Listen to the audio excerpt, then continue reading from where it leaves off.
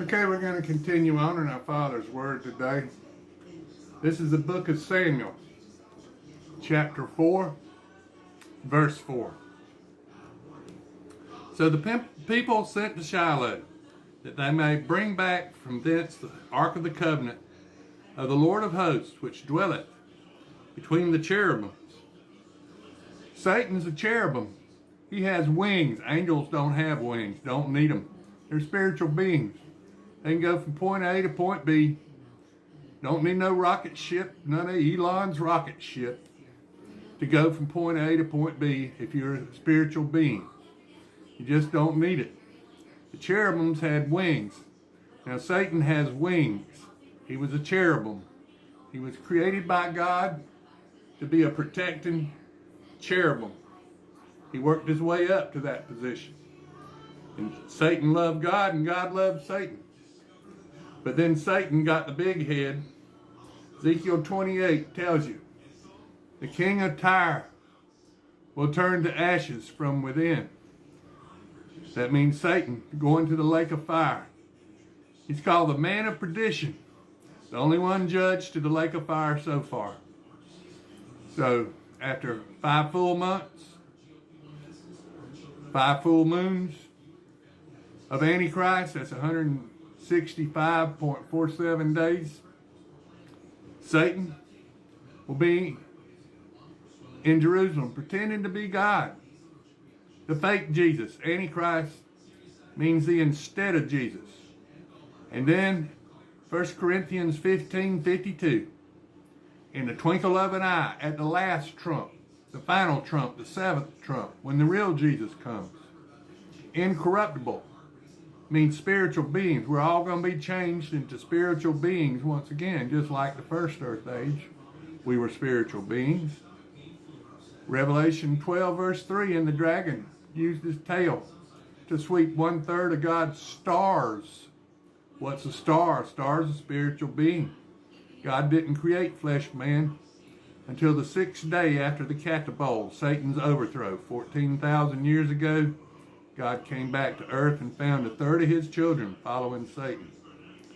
And Satan was created as a cherubim, a little g God, beautiful creature, very powerful, and Satan is the tree of knowledge. So he has lots of knowledge and lots of power, and he's beautiful.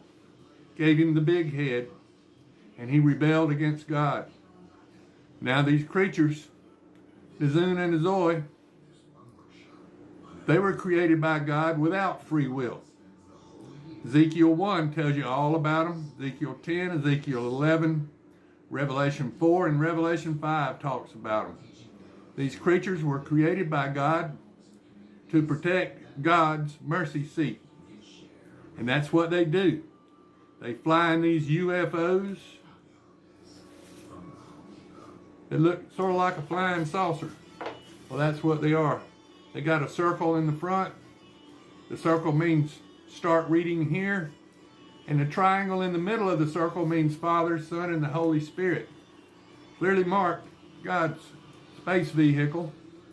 But our UFO people, they don't know how to read those symbols that are on UFOs. When they land, you can look at them and see. Can't really see it when they're flying by you. But I remember when I was stationed in San Diego, I went to Mount Palomar, and they got an observatory on Mount Palomar. And it's a great looking spot up on top of a mountain, but there's a bunch of people that live around Mount Palomar, the observatory, and you can't see very much because of all the lights. Now, if you go out, we found this place camping, Mount Cuyamaca, 80 miles from San Diego, right there where the desert floor, this great 5,000 foot mountain drops off to the desert floor. It's super dry out there.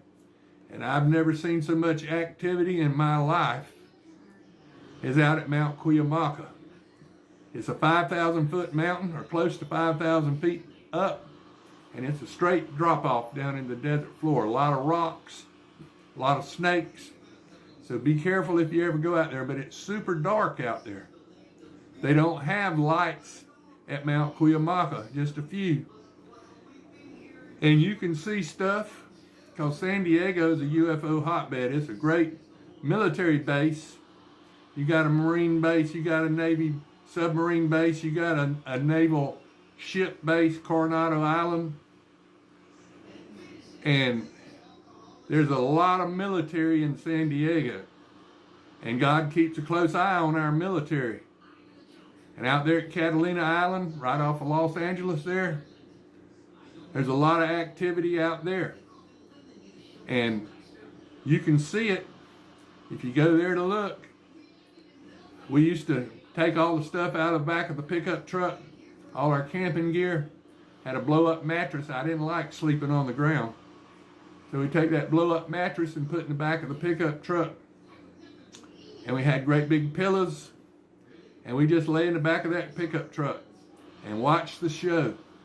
I'm telling you, it's the best place I ever found in my whole life. Here in Florida, I've never seen nothing like what's out there at Mount Cuyamaca, because it's so clear and so dry, and you're up 5,000 feet almost, so you get a good view of the night sky there.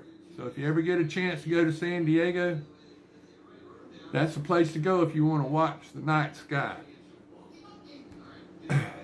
And the Lord of hosts, which dwelleth between the cherubims. This is verse 4, chapter 4. And the two sons of Eli, Hophni and Phinehas, were there with the ark of the covenant of God. And when the ark of the covenant of the Lord came into the camp, all Israel shouted with a great joy. Shout, so that the earth rang again. And when the Philistines heard the noise of the shout, they said, What meaneth the noise of this great shout in the camp of the Hebrews? And they understood that the ark of the Lord had come into the camp. And the Philistines were afraid, for they said, God has come into the camp. And they said, Woe unto us, for there hath not been such a thing but heretofore. Woe unto us, who shall deliver us out of the hand of these mighty gods? These are the gods that smote the Egyptians with all the plagues in the wilderness. Be strong and quiet yourselves like men, O ye Philistines, that ye be not servants unto the Hebrews, as they have been to you. Quit yourselves like men and fight. And the Philistines fought, and Israel was smitten. And they fled every man into his tent, and there was a very great slaughter. For there fell of Israel 30,000 footmen. And the ark of God was taken. And the two sons of Eli, Hophni and Phinehas, were slain. And there ran a man out of Benjamin, out of the army, and came to Shiloh the same day with his clothes rent, and with earth upon his head. And when he came, lo, Eli sat upon a seat by the wayside watching, for his heart trembled for the ark of God. And when the man came into the city and told it, all the city cried out. And when Eli heard the noise of the crying, he said, What meaneth the noise of this tumult? And the man came in hastily and told Eli. Now Eli was 98 years old. His eyes were dim that he could not see. And the man said unto Eli, I am he that came out of the army, and I fled today out of the army. And he said, What is there done, my son? And the messenger answered and said, Israel is fled before the Philistines, and there hath been a great slaughter among the people. And thy two sons, Hophni and Phinehas, are dead, and the ark of God is taken. And it came to pass, when he made mention of the ark of God, that he fell from off the seat backwards by the side of the gate, and his neck broke. And he died, for he was an old man and heavy. He had judged Israel 40 years. And his daughter-in-law, Phinehas' wife, was with child, near to be delivered. And when she heard the tidings that the ark of God was taken, and that her father-in-law and her husband were dead, She bowed herself in travail, for her pain